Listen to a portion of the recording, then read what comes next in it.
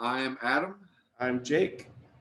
and we're glad to be with you all today. We just finished up a nice little on the movies. Very enjoyable. I practice science every day. Do you eat oranges or Um, clementines? Clementines mainly, yeah. So I bring them in a bag and then I eat them and then I have to peel it as one thing and then I put it back in the bag Yeah. and I seal it up tight with no air in it whatsoever. And like 3 minutes later, we got air. Huh. Science. Science. I don't know how it happens, but science just happens on my Science desk for the every other day. people. That's what we do here on the show. We do science. We're here to learn or Yeah. just at least tell you what to look up. Learn and teach. Yes. So what's been going on? You were saying you have got some exciting news. Yeah, I am coming. I'm like the Michael Jordan of Sports broadcast. local sports Okay. Olympic broadcasting. I'm coming out of retirement this week. I have been in retirement from sports broadcasting for 2 years, but I have an opportunity to broadcast a swim meet this weekend. And swimming is one of my favorite sports to call because you know me, I'm a big horse racing fan. Right. So I like to call races. So, Okay. and with the swim meet, you get about 15 races. So I am coming out of retirement this weekend and maybe next month a little bit too. Yeah. And then I will be jumping back into retirement. So I'm just going to play with just playing with the Wizards for a couple of years, and then I'm going to go back into retirement, and I'll buy my own franchise. Nice. Well, that's very Yeah. cool news. The very cool news. You know what I'm excited about is the live. Well, I'm excited about many, but the live element of it, and Yeah. the live, like it's on ESPN Plus, so Okay. it's going to be like, when they count you down, you got to go. I mean, our show like that we do, there is an element of that, but we can kind of talk our way out of it. Yeah. But I have to turn into broadcaster Jake. Right. Yeah. Broadcaster Jacob, and then I have to be a lot more. I don't know. Well, see, we do kind of like a relaxed show, but you've got to have your A game on when you're on ESPN Plus. You really do. You really Like, do. Do you feel that? Like, do you feel? I know. Do you feel any kind of nervousness before on the air light pops on? When you hear Our that? shows? No, when you're doing the sports broadcast. Oh my gosh. I've never done a broadcast where I haven't gotten nervous.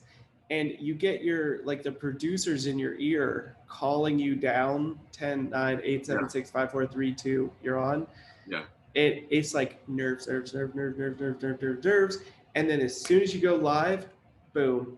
Yeah. They go away. Now, I don't know if that's going to happen tomorrow since it's been 2 years since I've done the show, but it's definitely a rush, nervous rush. Well, I do remember, like, even when we used to. I was talking to somebody the other day about playing live gigs, and for a couple of years we did. I mean, we would do shows when we lived closer on a semi-regular basis, in the summer at least. But I know whenever I would step on stage and we would step on stage together, I was nervous right up until after the first word was said. It was fine. Yeah. My heart was beating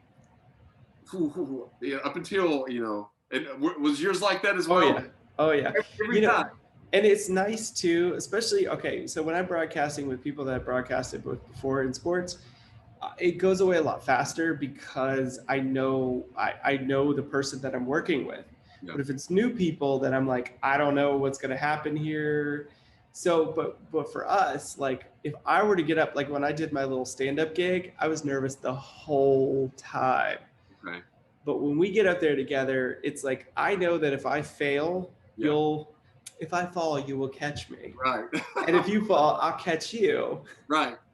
So it's like, it's this, I don't worry about it because I know we can get ourselves out of it. Yeah. And it doesn't really matter. But when you're doing this kind of stuff, it's a different. I think it would be very more like you said, more difficult to broadcast with someone you're not familiar with, you've never met, you don't know, you don't even know their speech patterns, the way they, you just don't know anything about them maybe. So I think that would be very difficult because you don't want to actually step on them when they're talking. Yeah. So yeah, that's Yeah. I was gonna go somewhere in here, but oh, you can. yeah. Do you ever? Okay, so I like Zoom a lot now, right? Yeah. Do you Zoom a lot? You Zoom a lot, but you Zoom a lot with people that you know. Do you ever Zoom much with people that you never met before? The only time I've Zoomed Nate back in August, I never had met him, and he Zoomed with us 2 or 3 shows, I think. But other than that, no, I don't think I've ever Zoomed with anyone I don't know. Did you meet him in real life afterwards? No, I've never met him. Do you wonder how like tall he might be, or what he looks like actually in real life? It's funny that you mentioned that. Now, I did go to Kingsport the other day, and I was walking. We had the masks on, everything like that. But there was someone that walked by me, and I did a double take and thought, that looks like Nate that I've done the Zoom show with. I didn't go back and ask, but because he had the mask on as well, so I couldn't see it completely.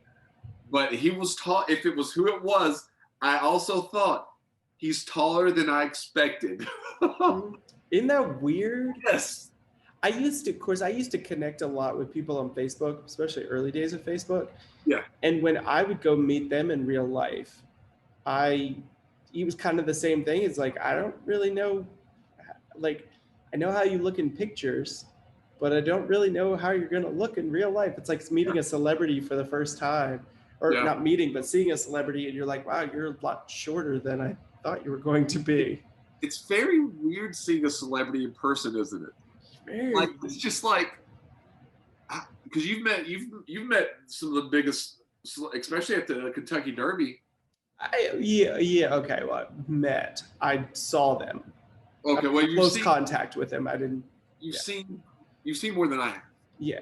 And but it's always, anytime I see any, like I don't even know if nervous. I don't know if nervous is how I get. But it's just odd seeing someone that you've seen on the screen, or like when I first met Tom Green for the first time, I'd seen Tom Green for 15 years. And then I'd seen him on stage, but then when he's standing beside of me talking to me, I'm like, I'm talking to somebody that I've seen almost half my life or something. It was a weird thing. What do you talk to him about? Whenever I run into or meet like a celebrity, I never know what to talk about, because I don't want to like fanboy, but at the same time, it's like, I'm walking up to you and I know your name and you don't know mine. And you know why I'm walking up to you. Like, what do you even talk about? What I did with Tom Green years ago, and he had Tom Green show was over, the new Tom Green show was over. He'd written a book, and I had emailed him a long email, and he responded to my email.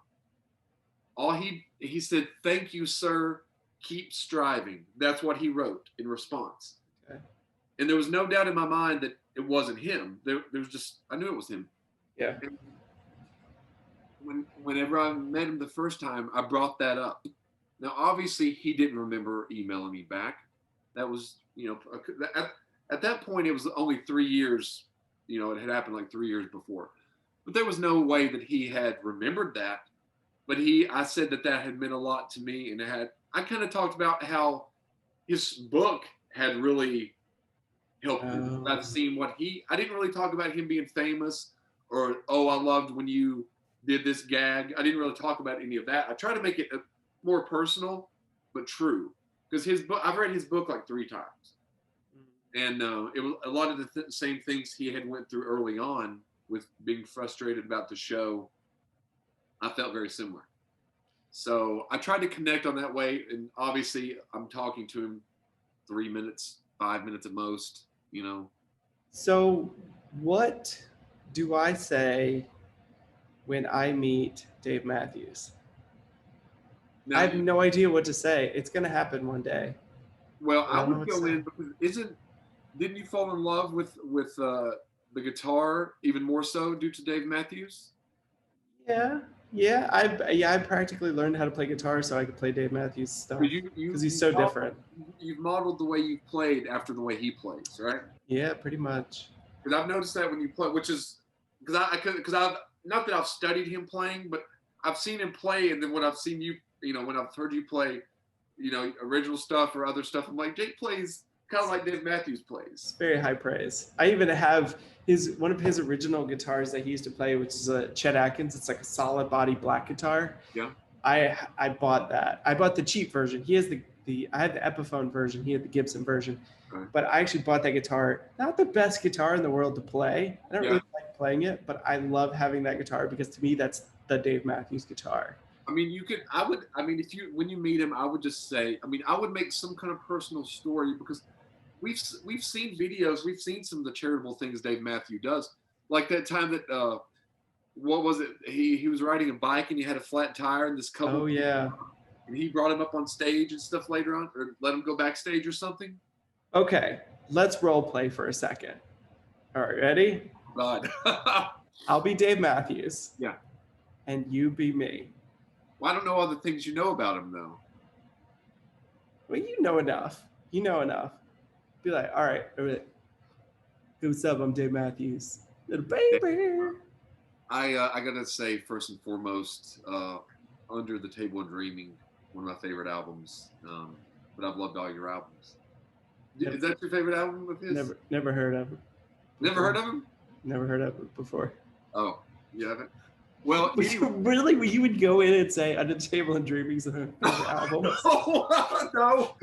That is like the most fanboy. So when you were doing this on Under the Table, I like the next album better. Crash. Yeah, I like that album. Yeah, I like that one a little bit better. No, but that's what you would lead with? No. I would never. Okay, you're giving me advice here. This is you teaching me how to talk to I would say, my celebrity. I would say, listen here. No. Who's your Dave Matthews? I say, Dave, listen. Okay.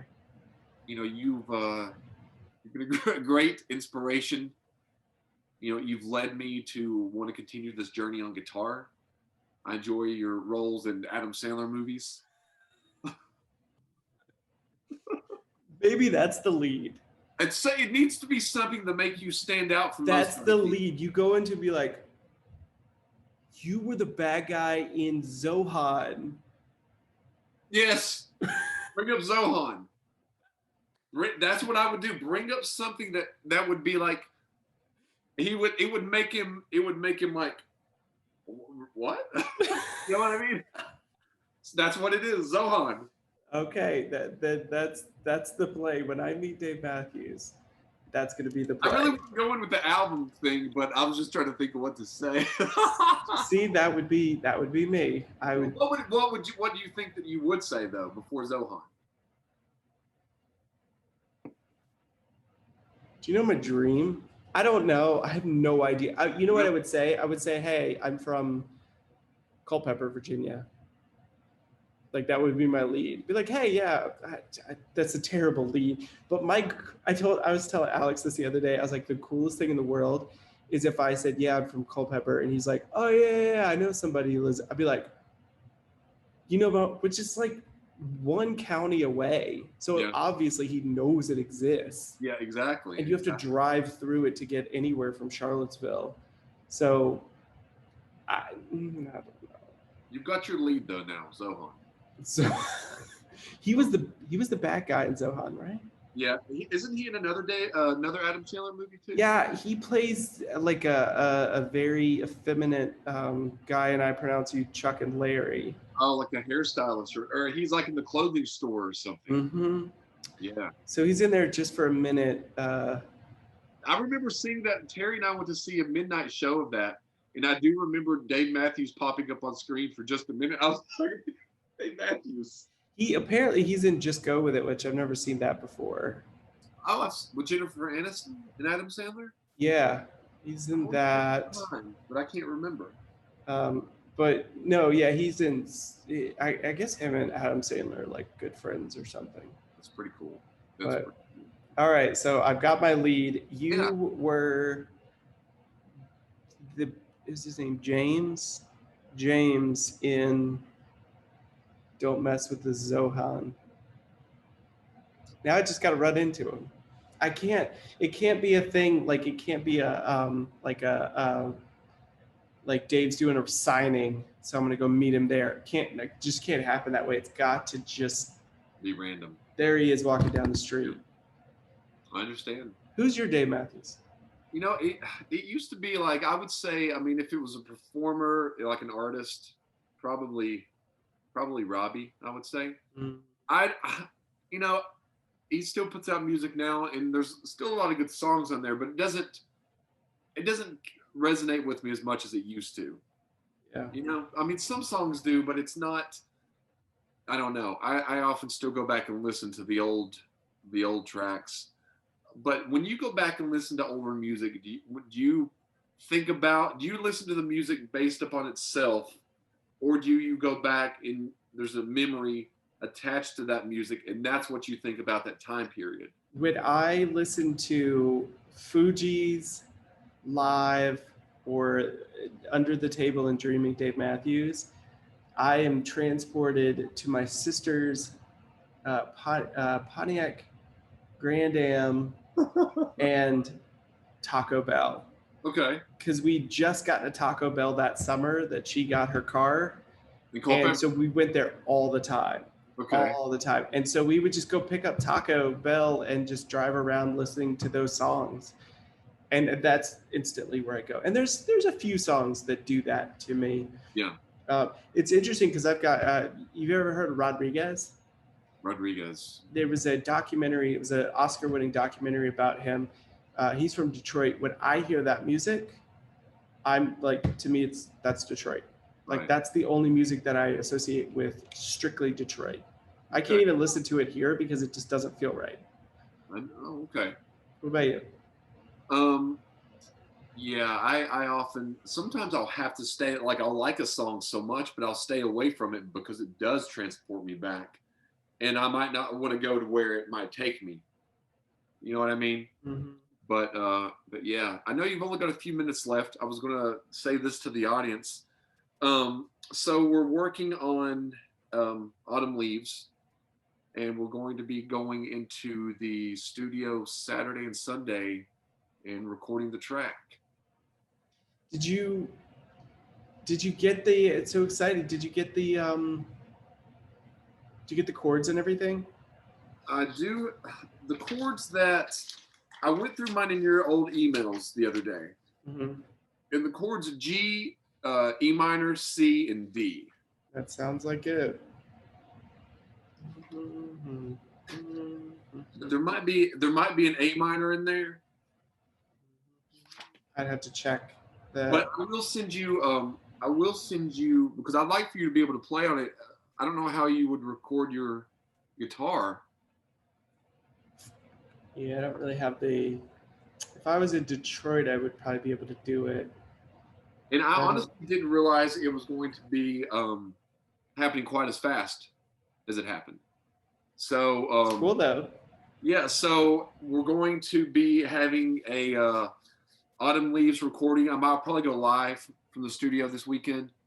So we're going to be also doing a music video and a studio music video as well. And I know you're busy and you've got to get ready and go soon, but I would like if you have any ideas for a concept for the music video between now, maybe a week or so. I might try to. I mean, I've got 4 days free, 3 days after today, so I might try to film something quickly. But I would have a music video probably within 2 weeks, which is going to be cool because I can go on the radio and promote, play live, and have a video to accompany a song. I've always wanted to release a song again. Yeah. It's a shame that it's January and it's not like. I guess if you go out in the woods, there's still a lot of leaves. Yeah. I don't know. I'm a terrible music video person because I'm so on the nose. Yeah. With it, but I'll think about it. Yeah, I know it doesn't have to be. It can be, I've got a couple of actors and actresses that I can use. We'll probably do no dialogue just to make it a little easier. You know, what'd be cool is if you do it kind of a hybrid studio session, almost like a guy, and even if you could find like a live place where you could record some stuff there, Yeah. like he's written a song about this girl, and he's been playing it in the studio. He's recorded in the studio, and he's playing it live, and he's kind of playing it at home, doing this kind of hybrid thing. That could be kind of cool. Right. But yeah. I'll think about it. That's pretty exciting. We arrived the other day and practiced a little bit. I think this past Sunday, and I think it's gonna be fun. Aaron has sent me a sample track. It's only like 20 seconds of it, but yeah, we're gonna be doing that this weekend. So that's gonna be a lot of fun. That's a cool song. That might be one of the better, because you wrote that song. I didn't really do much with it at all. I actually do have your lyrics written down in this notebook as well. You hated my lyrics for the song, and that's fine. You didn't like them. I don't want to well, they're written down somewhere in this notebook. All I remember is autumn leaves me so uneasy, makes me think back once again. And then you wrote, there's 4 more lines too. Yeah, but anyway, because I still think about that. I thought that was a good line, but that's fine. From 2005, that's when it's from. Jeez. Yep. But it doesn't hurt my feelings that you think it's trash. I really don't. But anyway, it's 5 o'clock somewhere, and it happens to be here and there. It's here too. So, Jake, it's been a fun show. Good show. It was a lot of fun. Let's do it again sometime. Let's do it again. So I'm Adam. I'm Jake. And we are the other people. See you, man. Later.